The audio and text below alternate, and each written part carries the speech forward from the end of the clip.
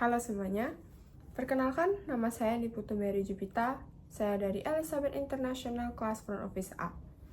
Pada video kali ini, saya akan membahas 3 tokoh entrepreneur baik di dunia maupun di Indonesia.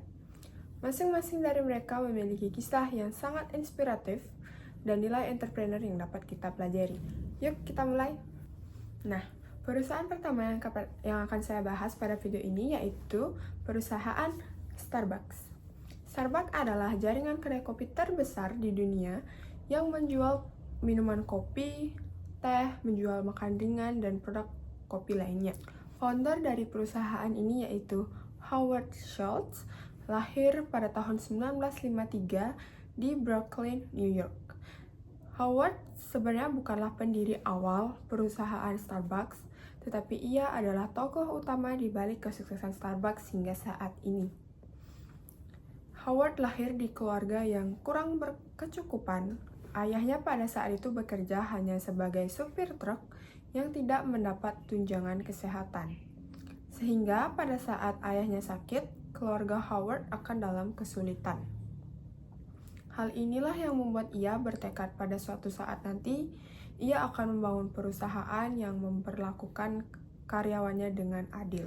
Saat Howard lulus kuliah, ia mencoba untuk bekerja dengan Starbucks. Pada saat itu, Starbucks hanya menjual biji-biji kopi dan peralatan seduh. Kemudian di suatu hari, Howard pergi ke Italia. Di sana ia menemukan inspirasi besar, yaitu ia melihat bahwa kafe, bar bukan hanya tempat untuk meminum kopi, tetapi bisa juga untuk bersosialisasi dan mencari kenyamanan. Kemudian saat Howard kembali ke Amerika Serikat, ia ingin membawa konsep itu ke Starbucks. Tetapi pendiri Starbucks pada saat itu menolak saran dari Howard. Oleh karena itu, Howard pun memutuskan untuk keluar dari Starbucks dan membangun usaha ia sendiri. Setelah Howard sukses, ia pun membeli perusahaan Starbucks dan menggunakan konsep awal yang ia dapat dari Italia itu. Hingga saat ini, Starbucks pun sudah dikenal di seluruh dunia sebagai tempat untuk bersosialisasi, minum minuman kopi, teh, dan makan makanan ringan lainnya. Howard juga memperkenalkan kebijakan karyawan yang sangat progresif. Ia juga membuat asuransi kesehatan untuk pekerja paruh waktu dan program beasiswa.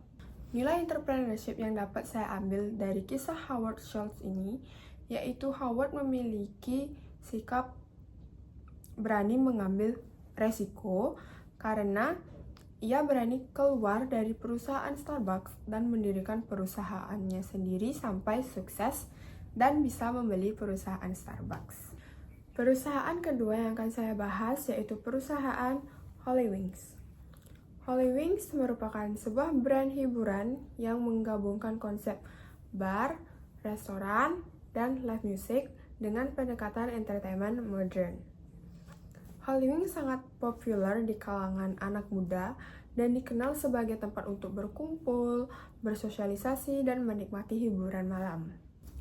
Sebelum Holy Wings dikenal seperti sekarang, sebelumnya Holy Wings itu merupakan sebuah kedai nasi goreng kecil.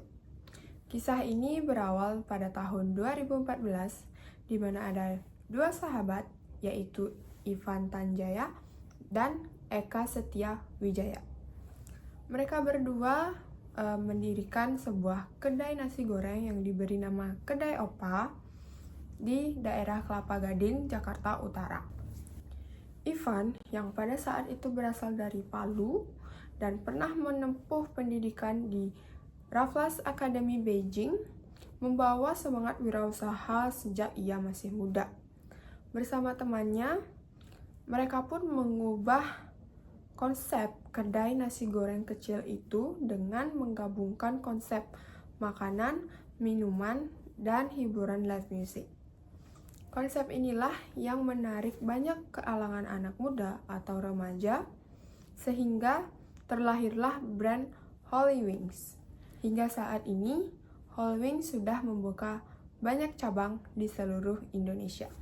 Namun, perjalanan Hollywings tentunya tidak selalu mulus.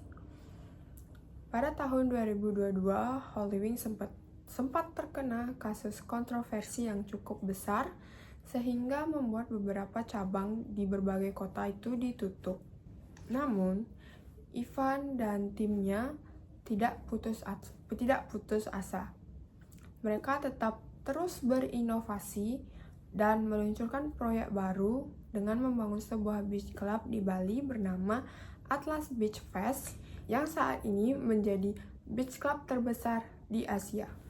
Jadi, Hollywings bukanlah hanya sekedar tempat hiburan. Ia adalah simbol bagaimana sebuah usaha kecil, jika terus dikembangkan dengan kreativitas dan tekad, akan menjadi sebuah brand besar yang dikenal di seluruh Indonesia. Nilai entrepreneurship yang dapat saya ambil dari kisah Ivan dan Eka yaitu mereka berdua memiliki sikap yang pantang menyerah karena pada saat perusahaan mereka kena kontroversi, mereka tetap berinovasi sehingga bisa sukses sampai sekarang. Perusahaan ketiga yang akan saya bahas di video kali ini yaitu perusahaan Gojek. Gojek adalah salah satu perusahaan di Indonesia yang menyediakan layanan transportasi online, transaksi online, dan hiburan lainnya. Founder atau pendiri dari perusahaan ini yaitu Nadiem Makarim, lahir di Jakarta. Ia menempuh pendidikan tinggi di luar negeri, termasuk Harvard Business School.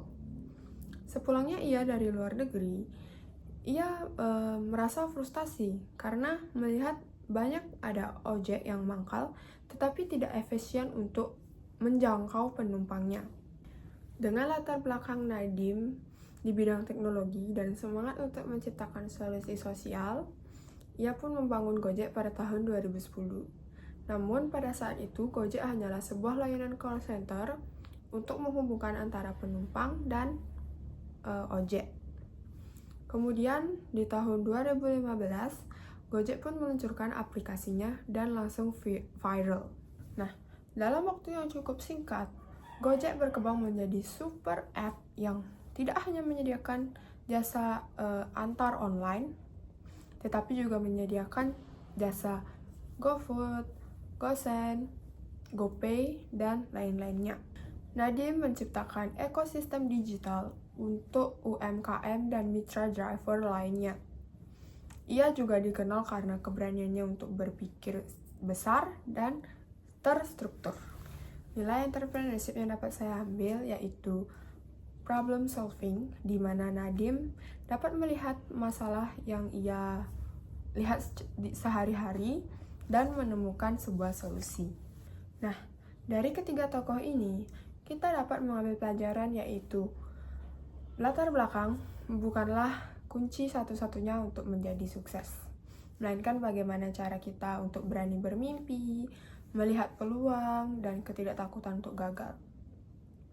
Semoga kisah mereka dapat menginspirasi kita dan kita dapat menjadi entrepreneur sukses di masa depan. Sekian dari video presentasi saya. Terima kasih sudah menonton.